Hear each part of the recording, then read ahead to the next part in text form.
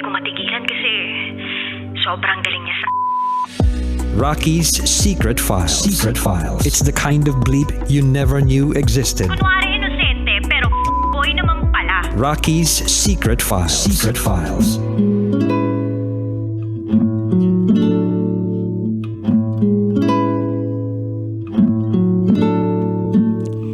And we're back.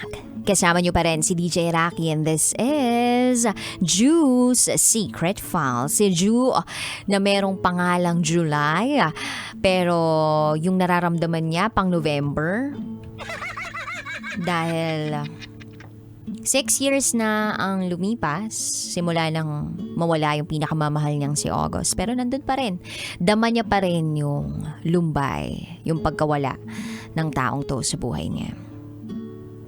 Yung tipong, siguro kung may second life, mas naipadama niya pa yung pagmamahal na kaya niyang ipadama. Hindi yung ipinagtatabuyan kasi alam niya na nandyan lang at hindi aalis yung tao.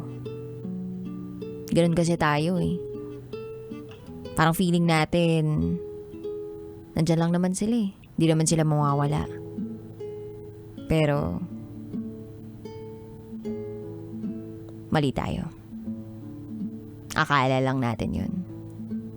May hangganan ng buhay ng tao.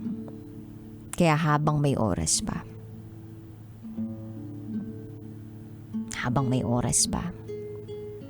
Ipadama ang pagmamahal na nararapat para sa tao. Anyway, pakinggan na po natin yung mga kabisyo natin nag-share ng kanilang mga thoughts, comments, suggestions, and valid reactions. Ito po ang sabi ni Charles Sancho.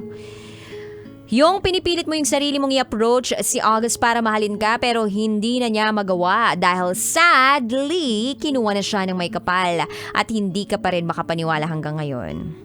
Title pa lang ng secret file, para ka nang nagbitaw ng isang lubid na kumakapit, nakakapanghinayang na nakakalungkot. Wahahaha, hashtag speechless. Speechless pero may nasabi. True. Title pa lang. Wag ka na sa akin. Wag na ako. Masasaktan ka lang. Ang sakit na, 'di ba? Pag sinabihan ka ng taong mahal mo na ganun. Wag na ako kasi masasaktan ka lang. Tas, maisip mo, mambababae kaya to, manlalaki kaya to? Or, mawawala kayo to sa mundong to. And it's the least idea na maiisip mo eh.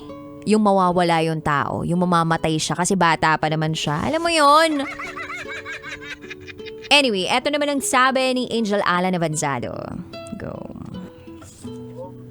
Dr. DJ Rocky, about our secret file na ngayon. Ganun talaga. Kasi bata ka pa eh. At syempre, sabi ko nga, isip ko pag-aaral. Actually, gusto ko mang pakinggan ng tuluyan yung kay Angel Alan Avanzado na voice message. Pero parang mas malakas pa yung boses ng mga daga kaysa sa kanya. Anyway, eto naman ang sabi ni Mayumi. Bakit yung wagas pa magmahal, yung kinukuha ni Lord? Bakit hindi na lang yung mga cheater ang unang kunin? Charot with harot. Big hug sa'yo, SF Sender, at sa parents, naramdaman ko ang sakit. Trust God and trust the process kahit alam kong sobrang sakit at mahirap tanggapin ang pangyayaring ito. He died young and handsome, loved by many. Yun lamang po. Maraming salamat. God bless. From Mayumi. Ito pa sabi ni Pau Soriano. Nakakasad ang istorya ng sender. Pati ako naiyak. Girl, condolences sa pamilya mo, pamilya ng boyfriend mo or ex mo at sa iyo. Bihira lang yung lalaking ganyan na super loyal sa jowa nila. Akala ko happy ending. Sana maging masaya siya sa heaven at super nag-effort talaga siya sa relationship ninyong dalawa. Yun lamang po. Hi kay Chris Moraga at ito po ang sabi niya. Hi DJ Rocky. Good afternoon guys.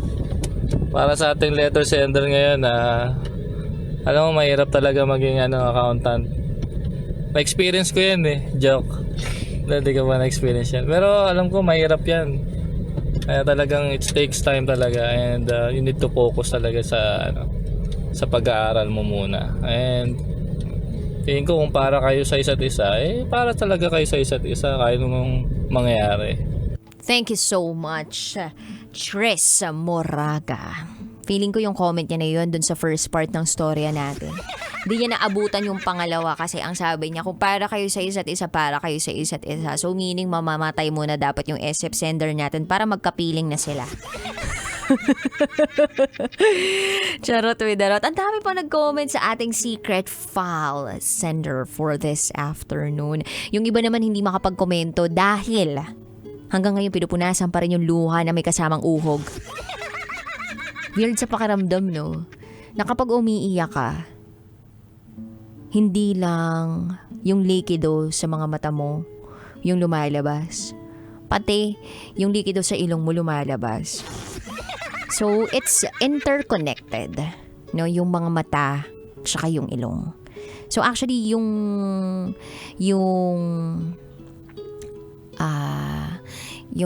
mata, yung ilong, yung ears natin, yung mouth natin, they are all interconnected. At parang tayong mga tao. Oh, di ba pinasok ko yun? Ganun yung mga segue, di ba? So parang tayong mga tao, interconnected din tayo sa isa't isa.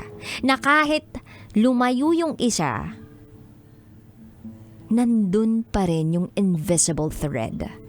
Nandun pa rin yung invisible connection. Lalong-lalo na kung nagkaroon kayo ng moment together or you've shared a lot of memories together or experiences together.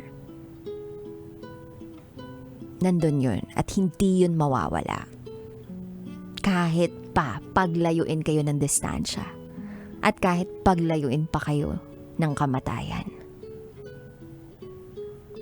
Naniniwala ako na yes, a person may be physically unavailable. That means nawala na siya sa mundong ito. But still, the person can still live inside of you. The moments, the memories that you built together, you've shared together, will always be present.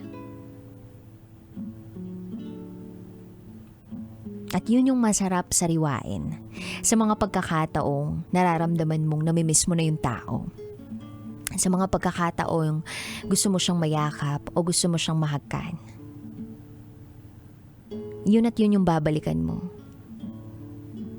And dun sa pagbalik mo na yun, mapapasabi ka lang talaga ng maraming salamat. Maraming salamat because I got to experience that kind of love. Magpapasalamat ka pa rin sa Panginoon because He shared that person. Pwede naman kasing hindi. Pero ibinahagi pa rin sa'yo. And if there is one thing I've learned from this secret file, and that is to be appreciative. Minsan yung tao, hindi naman nire-require ka na ibalik sa kanya yung pagmamahal na ibinibigay niya sa'yo eh. May mga tao na appreciation mo sapat na. Pero syempre bonus na kapag minahal mo rin siya pabalik. Pero iba yung pakiramdam na kapag yung taong pinag-aalayan mo ng pagmamahal, sinabihan ka ng maraming salamat. At yung pagpapasalamat na yun, damang-dama mo sa kaibuturan ng kanyang puso. We can always be nice. We can always be kind. And we can always be appreciative. So let us appreciate the people who love us. By saying thank you. By acknowledging them. By showing respect and kindness. bago pa mahuli ang lahat. Baka bigla ka na lang gumising ng isang araw na hindi mo na pala siya mahahagkan o mayayakap o mahahalikan o masasabihan ng kumusta ka. Or pwede mong masabihan ng kumusta ka pero wala na magre-reply sa iyo. Hindi natin masabi ang buhay. Life is really short. So wag mo nang paiksiin palalo. Hanggat kaya pang ma-stretch yan at hanggat kaya mong sulitin ang bawat pagkakataon, sulitin mo. Sulitin mo. Para wala kang regrets.